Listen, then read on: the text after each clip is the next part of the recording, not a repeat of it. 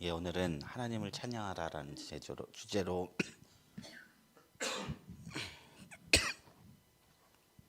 금요 지퀘스트를 나누려고 합니다. 세상 사람들은 하나님의 존재를 정확하게는 모르지만 느끼고는 있습니다. 그래서 그 존재를 어렴풋하게 느끼기 위해서 조금이라도 생생하게 느끼기 위해서 신의 존재를 좀 더 뚜렷하게 느끼기 위해서 눈에 보이는 우상을 제조하곤 합니다. 비록 그 본질이 돌이나 나무, 좀 더 사치스럽게 금은 보화로 만든 것일지라도 사람들은 이것을 통해서 안 보이는 신의 존재를 간접적으로나 경험할 수 있다는 것에 안심하고 볼 수 있다는 것에 안심하고 더 열심을 다함으로써 신을 향한 믿음을 갖고 있다고 착각하기도 하죠.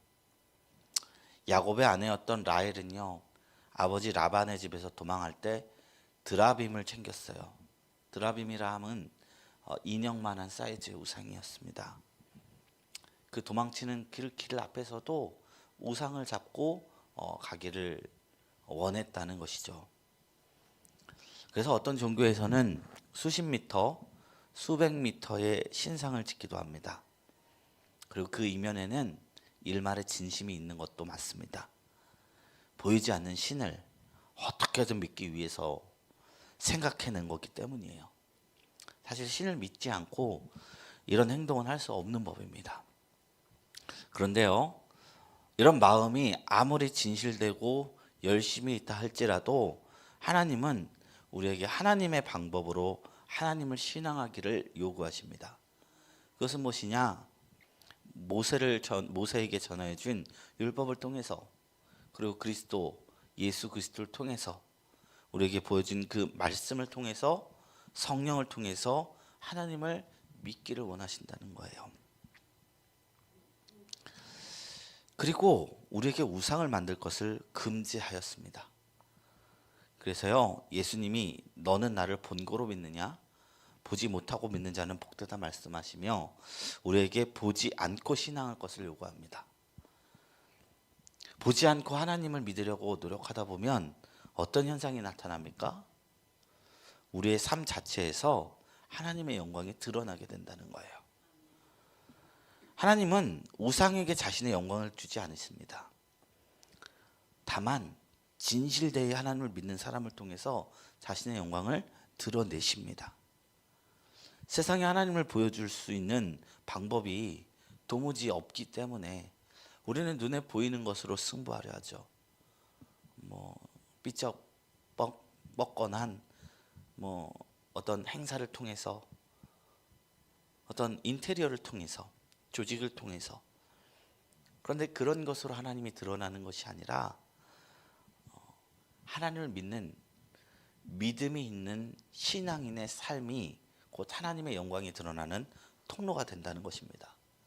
그래서 가장 효율적인 전도 방법은요, 조직도 아니고 눈에 보이는 어떤 인테리어도 아닙니다. 내가 하나님 앞에 믿는 자가 되는 것입니다. 그러면 내가 증거가 돼요. 곧 우리가 믿으면 믿는 사람을 통해서 하나님이 나타난다니까요. 고난 중에 하나님을 의지하고 고통 속에서도 하나님의 복을 누리며 상황을 뛰어넘어 하나님을 찬양하는 모습을 성도로서 갖게 될 때 우리를 통해서 하나님이 선전이 됩니다. 오늘 말씀은 바벨론 포로기에 삐까번쩍한 우상을 섬기는 바벨론 종교를 경험한 포로 공동체가 지은 시라고 보고 있습니다. 첫 번째 질문이에요. 이방 민족은 보이지 않는 여호와를 조롱하지만 시인은 보이는 우상의 헛됨을 폭로합니다. 이방 민족이 이스라엘 백성을 조롱하며 하는 말은 무엇입니까? 2절이에요. 어찌하여 문나라가 그들의 하나님이 이제 어디 있느냐 말하게 하리까? 그들의 하나님이 이제 어디 있느냐? 이방 신전에 서 있는, 포로로 끌려가는 그 신전에 서 있는 그 신상과 성전과 이 모든 것은 너무 예술적으로 완성품이었거든요. 근데 이들은 패자예요. 유대인들은 패자고 끌려가는 상황 속에서 이제 그들의 하나님이 어디 있느냐 묻는 거예요. 바벨론의 신들은 마루둑, 이슈타르, 안, 엔키, 엘릴, 이난나 뭐 각종 여러 다신을 섬겼습니다. 그 바벨론의 신은 금으로, 은으로, 돌로, 나무로 조각되어 있고 당대의 최고의 예술로 제작이 되었습니다. 끌려간 유대인들은 노예의 신분으로 대정원을 지은 바벨론의 웅장한 도시와 신상들을 보게 됩니다. 아마 어떤 이들은 이에 압도되었을런지도 모릅니다. 바벨론은 자신들의 신앙을 우상으로 건축물로 자랑했기 때문이에요. 반면에 포로가 된 이스라엘 백성은 유배지에서 어떤 형상도 없이 하나님께 예배하기 시작했습니다. 그러니 바벨론 사람들은 이스라엘 백성을 향해 조롱합니다. 너희 하나님은 어디 있느냐? 보이지도 않고 패배했는데 너는 패배하고 보이지 않는 신을 섬기느냐? 얼마나 그 신이 무능하기에 자기 백성을 이방의 포로가 되게 하느냐며 조롱하고 있는 상황인 것입니다. 그래서 시인은요, 이방 민족의 이 질문에 무엇이라고 대답합니까? 3절입니다. 3절 말씀 제가 읽어드립니다. 오직 우리 하나님은 하늘에 계셔서 원하시는 모든 것을 행하셨나이다. 시인은 이방인이 하나님을 모욕할 때 우리 하나님은 살아계셔서 원하는 모든 걸 하실 수 있는 분이라고 항변합니다. 이 고백은요, 이스라엘이 바벨론 포로가 된 것 역시도 하나님의 큰 계획 안에 있다는 것을 전제한 것이에요. 하나님의 부재나 무능이 아니라 이 또한 하나님께서 원하셨기에 우리가 이룬 것이다라고 고백한 겁니다. 그리고요, 그 하나님의 성소가 인간이 지은 그 어떤 것도 아니고 하늘이라 이야기하는 거예요. 하늘에 계신다 말하면서. 근데 이야기를 나중에 누가 하죠? 순교자였던 스데반 집사가 합니다.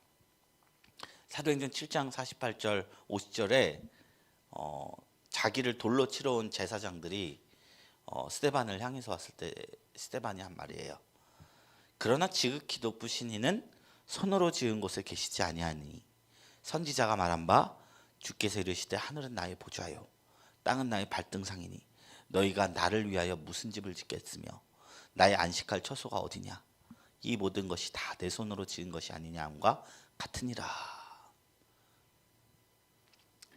이스라엘의 신앙이 이 고통 가운데서 더 새로운 차원으로 변경이 되고 있는 거예요. 재앙을 겪는 중에도 하나님에 대한 이해와 계시들이 늘어나고 있어요. 그전에 하나님은 성전에 계신다 생각했는데 이제 거기서 끌려간 이스라엘 백성들은 우리 하나님은 하늘에 계셔서 이 모든 것을 주관한다 고백하고 있는 것입니다. 보이지 않고 잡히지 않지만 심지어 우리가 심판 가운데 있지만 하나님은 지금 쉬고 계시는 것이 아니라 진 것이 아니라 신실하게 자기가 원하신 뜻을 지금도 이루어가고 계신다는 것을 오늘 성경 말씀 고백하고 있어요. 이 놀라운 고백입니다. 하나님이 포로 상황을 통해서 하나님을 더 풍성하게 보여주셨어요. 마치 이스라엘 백성이 광야 생활을 통해서 하나님을 더 깊게 이해했듯이 하나님의 징계에는 이런 유익이 있습니다. 하나님을 더 깊게 알게 되는 유익이 있다는 것입니다. 세 번째 질문입니다. 시인이 폭로하는 우상의 실상은 무엇입니까? 4절부터 8장인데요. 보면은 우상은 사람이 만든 것이고 생명이 없어서 보지도 못하고 냄새 맡지도 못하고 목구멍이 있어도 작은 소리조차 내지 못한다. 그래서 우상을 만들어 의지하는 자들도 그만큼 헛되다라고 고백하고 있습니다. 이방이 섬기는 우상은 은과 금에 불과하고 그 모든 것은 사람의 손으로 지은 것입니다. 영원한 것을 우리가 영원하지 않은 것에 국한시키는 것만큼 하나님에 대해서 모욕이 없죠. 우리가 가톨릭의 가장 큰 죄는 죄악이라고 표현할까요? 그거는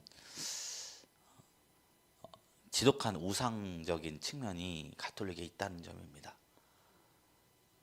우리 하나님을 이해하는 데 있어서 눈으로 보는 것으로 이해하는 것은 한계가 있습니다. 하나님은 철저히 말씀으로 임하시는 하나님이시기 때문에 우리가 하나님을 믿는데 편법 사용하면 안 됩니다. 깊게 아는 것은 결국 성령 안에서 기도하고 말씀을 통해서 하나님을 아는 거예요. 그거 말고 우상을 통해서 하나님을 경외감 느낄 수 있죠. 지금 시스타나 성당 이런 데 보면 미켈란젤로, 라파엘라 뭐 이런 엄청난 이제 위대한 예술인들이 그 성당을 예술적으로 꾸몄어요. 그렇게 해서 하나님의 그 엄애함을 느낀다는 게 그게 하나님을 향한 감정일까요? 아니면 건물을 향한 경외감일까요? 건물을 향한 경외감입니다. 우리는 결국 말씀을 통해서 하나님을 더 깊게 깨달아야 할 줄로 믿습니다. 우상은 실체가 없는 헛것이며 생명력이 없는 물질일 뿐입니다. 나눔 1번입니다. 하나님을 믿지 않는 사람들이 하나님이 살아계시면 어째서 하나님의 백성이 그렇게 많은 고난을 겪느냐 하며 조롱할 때가 있습니다. 누군가 내게 그렇게 물어본다면 나는 어떻게 대답하겠습니까? 이게 첫 번째 질문입니다. 이제 두 번째 챕터로 넘어가겠습니다. 시인은 하나님만 의지하고 하나님을 영원히 찬양해야 할 이유를 노래합니다. 시인이 이스라엘 백성에게 거듭 강조한 것은 무엇입니까? 9절에서 11절인데요. 여호와를 의지하라. 9절, 10절, 11절에 모두 여호와를 의지하여라 라는 말이 나와요. 왜냐? 그는 너의 도움이시오 너의 방패이시기 때문에. 우리가 고난 가운데 있는 이스라엘 백성이 결코 하나님의 버리심 가운데 있지 않았다는 것을 시인은 오늘 시를 짓고 있는 이 무명의 시인은 강조해서 말하고 있어요. 징계가 버림이 아닙니다. 우리는 징계와 버림을 구별해야 될 줄로 믿습니다.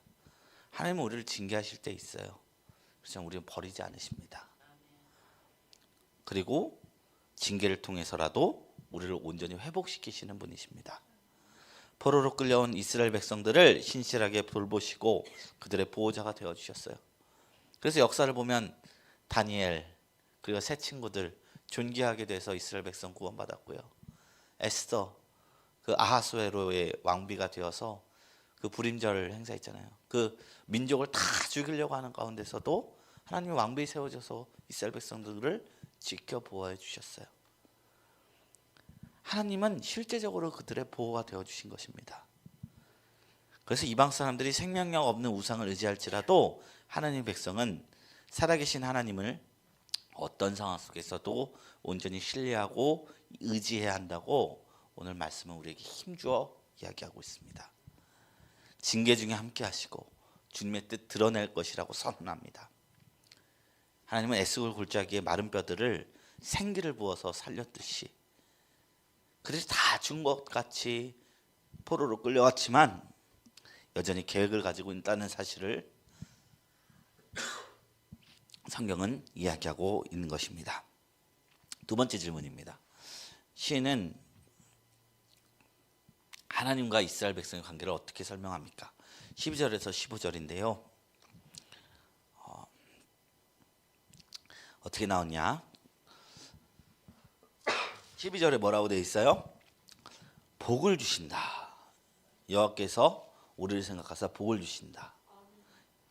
그리고 복을 주신다는 것이 계속 4절에 이어서 이어지고 있어요. 하나님은 자신의 백성들에게 복을 주신 하나님이십니다. 그리고 우리는 그분에게 그분으로 인하여 복을 받은 자라고 설명하고 있습니다. 하나님은 천지를 지으신 하나님께서는 여기서 보면 여러 가지 표현이 나와요. 높은 사람, 낮은 사람 막론하고 아론의 집에도 복을 주시고 그냥 일반 집에도 복을 주시고 차별 없이 복을 주시겠다고 약속하시는 분이세요.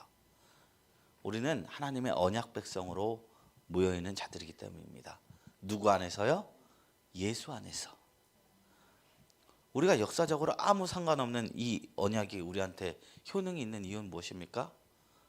이 약속을, 이 언약을 이루실 예수 그리스도가 우리의 주인이고 구주가 되시기 때문입니다.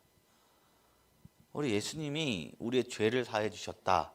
복음이 단순히 그런 소식만이 아니에요. 복음의 개념은요, 하나님의 나라의 선포입니다. 옛날에 복음이, 유한겔리온이 어떨 때 선포됐냐면 황제가 태어날 때 쓰던 소식이에요. 황제가 태어날 때 새 통치자가 나타났다.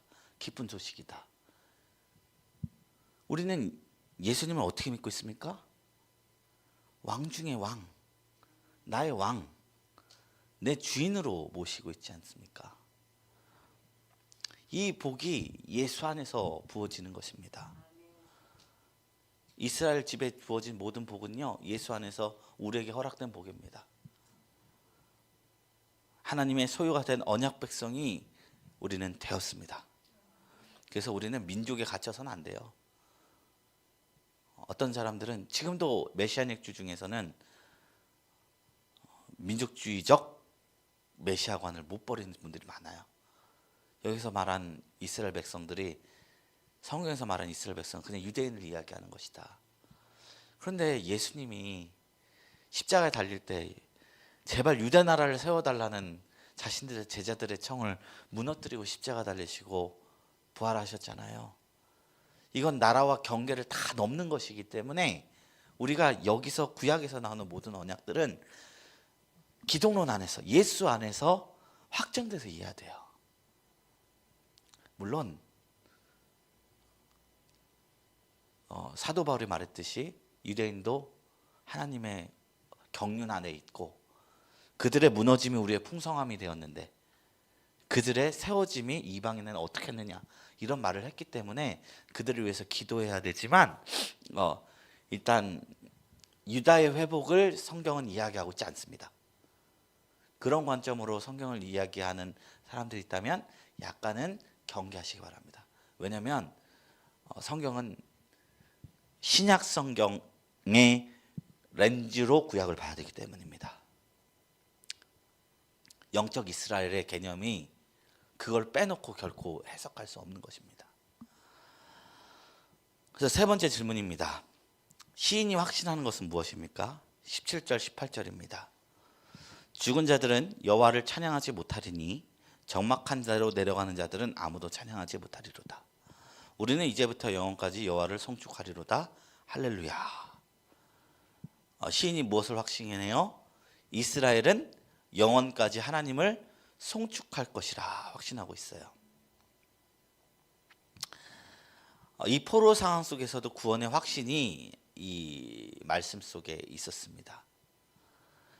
이 시가요, 한 개인의 바램이었으면 지금 성경으로 남지 않았겠죠. 이게 하나님의 말씀이니까 우리가 받아들이는 것이죠. 우리 아직 죽지 않았다는 거예요. 아직 살아있다는 거예요. 피투성일지라도 살아서 하나님께 영광 돌리는 인생으로 올려주시겠다는 거예요. 이스라엘은 더 이상 죄와 사망에 매여 사는 종이 아니라 하나님을 통해 새 생명을 얻어 주님을 찬양하는 언약 백성이 되었다는 겁니다.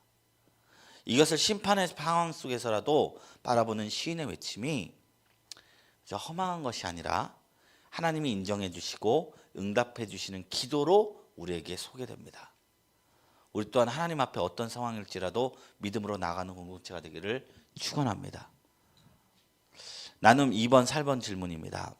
하나님은 자신을 의지하는 백성에게 복을 주십니다. 여기서 다시 한번 질문을 주겠습니다. 여기서 말하는 이스라엘은 물리적 이스라엘 말합니까? 교회 공동체를 말합니까? 교회 공동체입니다. 절대 유다의 회복이라고 우리 중동의 전쟁에서 이스라엘을 회복시키려는 하나님의 움직임 이렇게 해석하셔서는 안 됩니다. 하나님은 말씀을 그런 의도로 우리에게 주지 않았어요. 왜 중동 전쟁이 일어난지 아십니까? 이 말씀을 이스라엘 사람들이 자기네 민족을 세워주는 하나님의 약속이라고 생각하고 팔레스타인들을 그렇게 죽여대는 거예요. 그거 아니에요. 여기서 세워지는 이스라엘은 이스라엘의 독립국을 이야기하는 것이 아니라 예수 안에서 세워지는 교회 공동체를 의미합니다. 다시 한번 질문 드립니다. 여기서 세워지는 이스라엘이 영적 이스라엘입니까? 육적 이스라엘입니까? 사모님, 권사님 어떤 것 같으세요? 권사님, 영적 이스라엘입니다. 뭐라고요? 예, 영적 이스라엘은 뭐라고요? 교회예요. 예, 모른다고 하는 이유는 지금 제가 종말론짐에 대해서 요즘 제가 해주려고 해요.